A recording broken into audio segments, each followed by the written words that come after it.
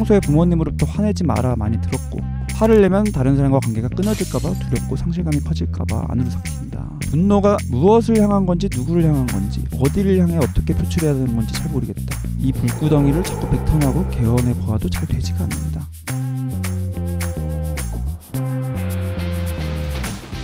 분노라는 감정은 다른 감정들하고는 좀 다른 특별한 면이 있습니다. 바로 두 가지인데요.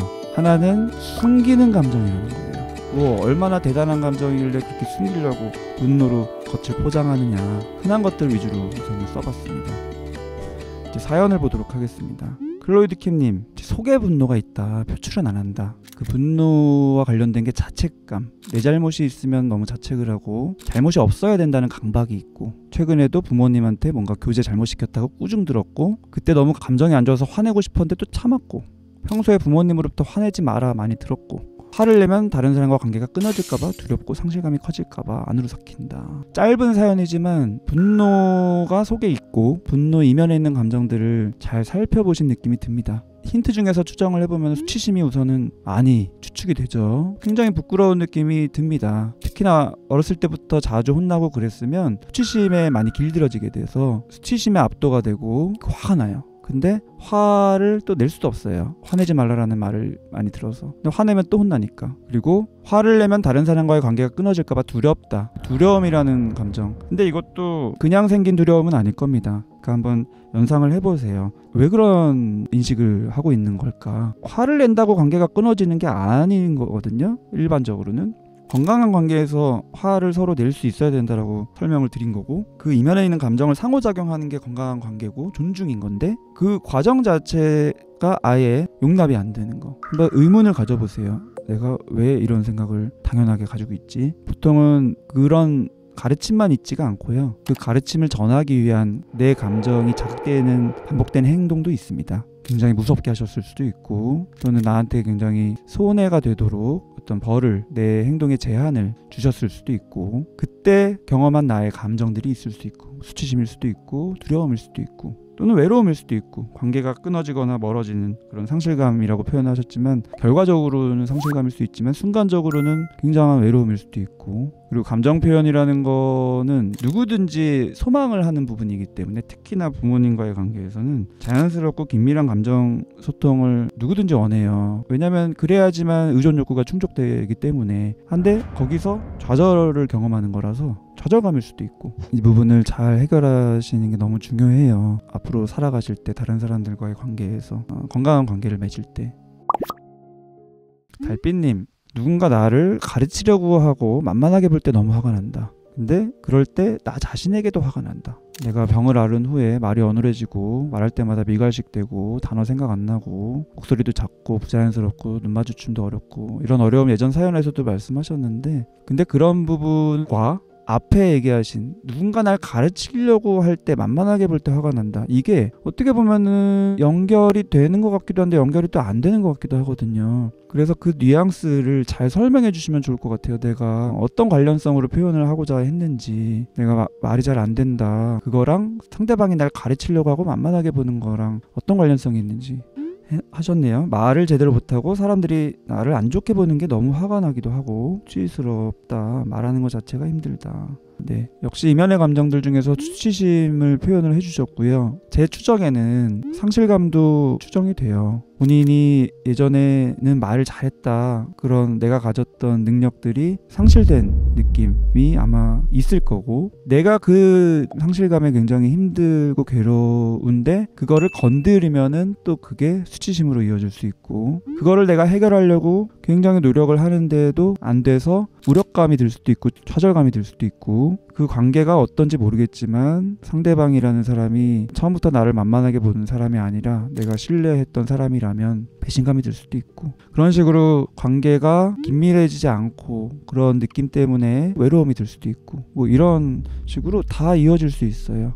그래서 이런 감정들을 잘 인식하는 거를 왜 이제 권유드리고 도와드리고 싶냐면은, 내가 이리이리해서 이게 힘들다라는 핵심적인 감정을 잘 붙들지 않고 있으면은 그냥 화만 나고요. 그냥 그거를 해결하고자 하는 마음에만 조급해져요. 근데 그럴수록 더 긴장되기 때문에 말이 더 부자연스럽고 눈 마주춤도 어려워지는 겁니다. 그래서 예전에도 말씀드렸지만 핵심은 말을 잘하게 되는 게 아니에요. 핵심은 감정을 해소하는 겁니다. 그래야지만 편안한 마음으로 말을 예전처럼 하게 됩니다. 쓰기가 괜찮다는 거는 언어 능력 자체가 손상되신 게 아닌 거거든요. 말할 때랑 쓸 때랑 단어 생각나고 문장 구성하는 건 똑같은 건데 내가 말할 때 굉장한 감정들이 내 안에서 돌아다니는 거예요. 그 감정들을 잘 잡으셔야 돼요.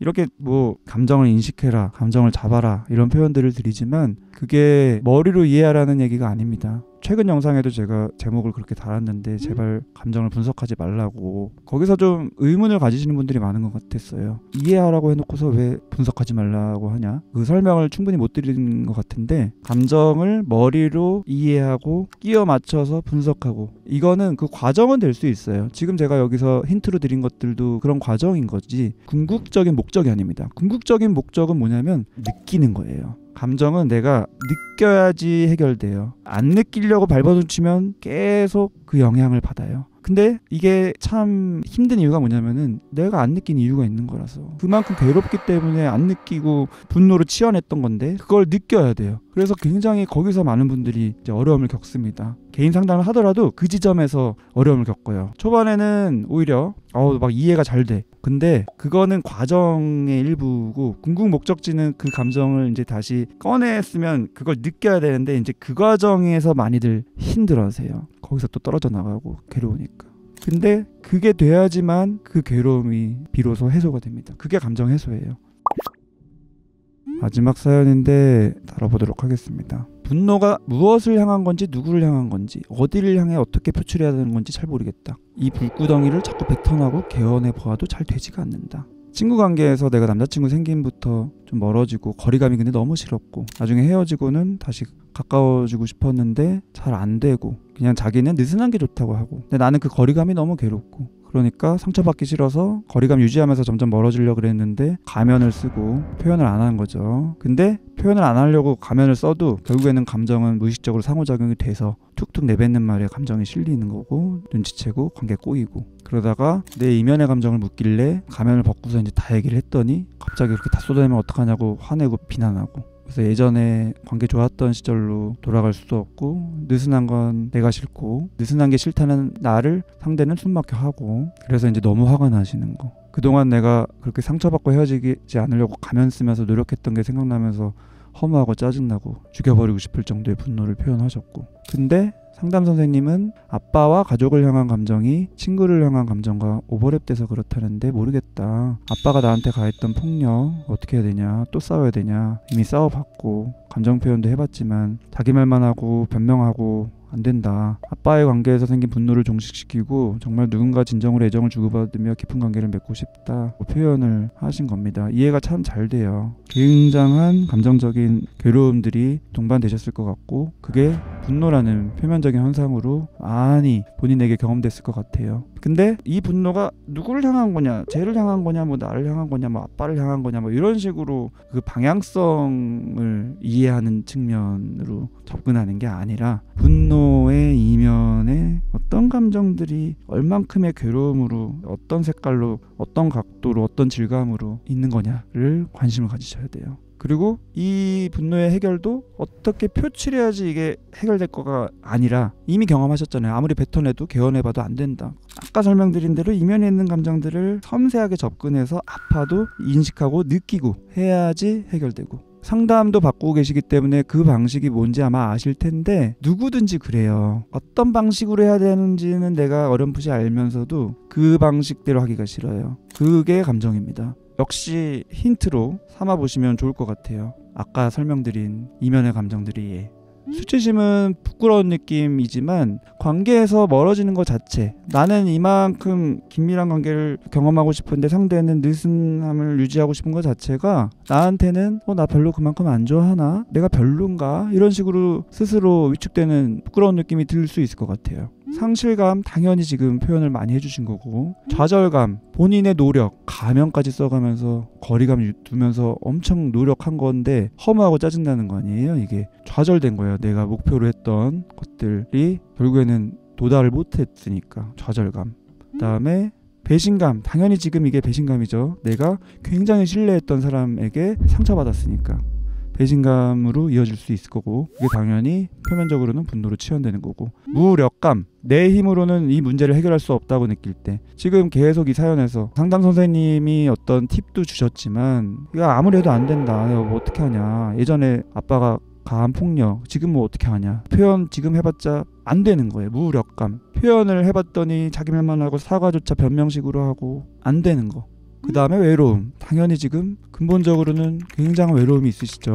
관계가 단절되거나 소외감 느낄 때. 그 친구와의 관계도 그렇고요. 아빠와의 관계에서도 뭐 여기에는 간략하게 쓰셨지만 가족 안에서 예전에 외로움을 많이 겪으셨을 것 같아요. 그리고 감정이라는 건 항상 시간을 뛰어넘는 개념이기 때문에 예전에 내가 느꼈던 감정들이 지금 이 친구와의 관계에서 다시 올라올 수 있습니다. 그게 뭐 교집합이 얼만큼이고 차집합이 얼만큼이고 이런 개념이 아니라 그냥 감정이 연결되는 거예요. 그냥 분노가 오버랩된다 이렇게 생각하면은 너무 막연하잖아요. 그래서 아까 말씀드린 요 이면에 있는 감정들이 오버랩되는 거예요. 그래서 지금 이 사연을 쓰신 친구와의 관계에서 느낀 감정들 여기 다 있잖아요. 이게 내가 과거에 느낀 감정들인 거예요. 아빠와의 관계에서 맞을 때 느낀 수치심이 보통 많이 있죠. 공포도 있고, 믿고 내가 의지하고 싶은 부모에게 맞을 때 당연히 신뢰가 깨지면서 상처가 되고 배신감이 느껴지고, 다 과거로 이어질 수 있을 것 같은 추측이 저는 돼요.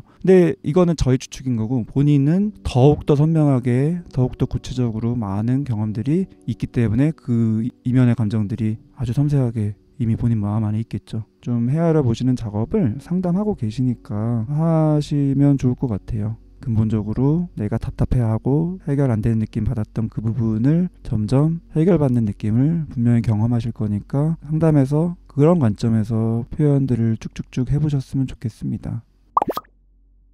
오늘 분노에 대한 이야기들을 이제 드렸는데, 분노는 표면적인 감정이다, 그리고 나를 지키고자 하는 감정이다 라는 개념, 이면에 있는 감정들은 이렇다 라는 개념을 잘 머리로 이해하고 거기서 끝나지 말고 그 감정을 느껴보는 것까지 가보시는 구독자분들 되셨으면 좋겠습니다. 영상이 도움되셨으면 구독, 좋아요, 댓글, 알림 설정도 부탁드리겠습니다. 시청해주셔서 감사합니다.